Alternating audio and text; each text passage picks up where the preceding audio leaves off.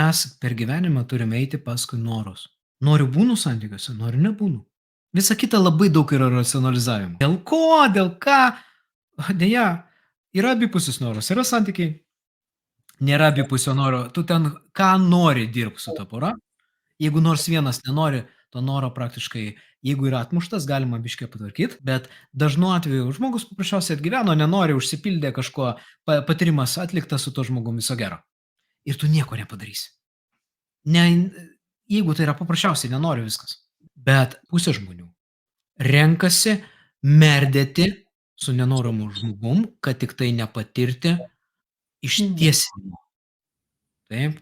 Nes aš nenoriu būti su tuo žmogum, o arba aš tada laukiu peršokamo santykio, tai yra aš pirma susirandu kažką, ant ko aš vedinas baimės peršoku, kad aš neduok dieve liksiu vienas, Mhm. arba aš bijau, kad liksiu vienas ir tada aš pasakoju, kad man gaila kito žmogaus, o iš tikro aš paprasčiausiai įsisioju į kelnes ir aš prisidengiu plakatu, kad man gaila kito žmogaus, o iš tikro aš bijau patirti ištiesinimą visos tos situacijos, jaučiuosi nevertas, kad Taip.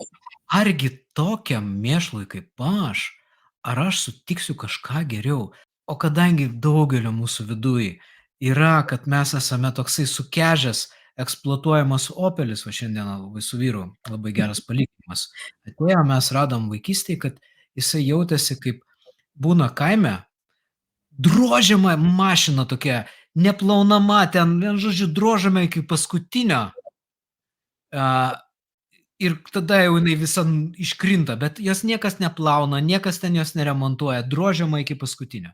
Tai mes dalis va taip va esam uždrožti, išeksploatuoti savo, nu, tėvų ir mes šiandien su vyru vat nagrinėjame jo situaciją. Ir tas duoda tokį keistą jausmą. Aš esu tas niekam vertingas, mane tik tai vat aš duodu save padrožt, nors kažkokią tai sąveiką ir reikalingumo jausmą turiu ir kažkokį tai meilės simuliaciją turiu tada tame santykyje. Aš duodu save drožt arba moteris be savivertės duoda save išeksploatuot, iščiulpt, nors duokit man nors kažkokį vyrą, nors alkoholiką, nors abiuzerį, nors aš kažkaip, nu kažkokią tai meilę kruopelytę ten tą Mhm. atitikmenį gausiu.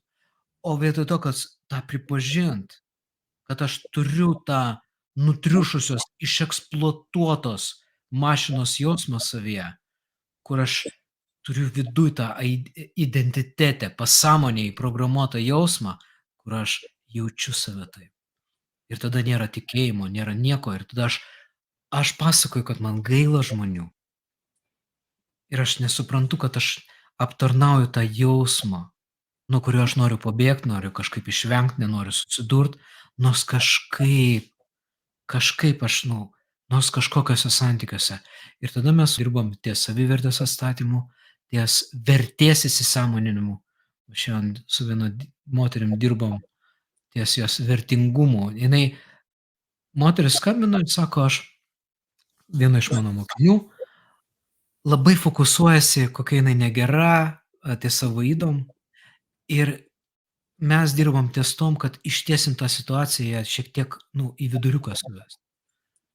Kad aš esu savi pakankama, aš esu savitai vertinga savo paprastume. Nes vis tiek reikia visą laiką būti balanse tarp savo ydų ir savo pliusų. Pasibalansuot. Nes per daug fokusuosies į vieną, tai bus jau nuves į puikybę, o į kitą bus savikankinimas ir per daug savikritikos.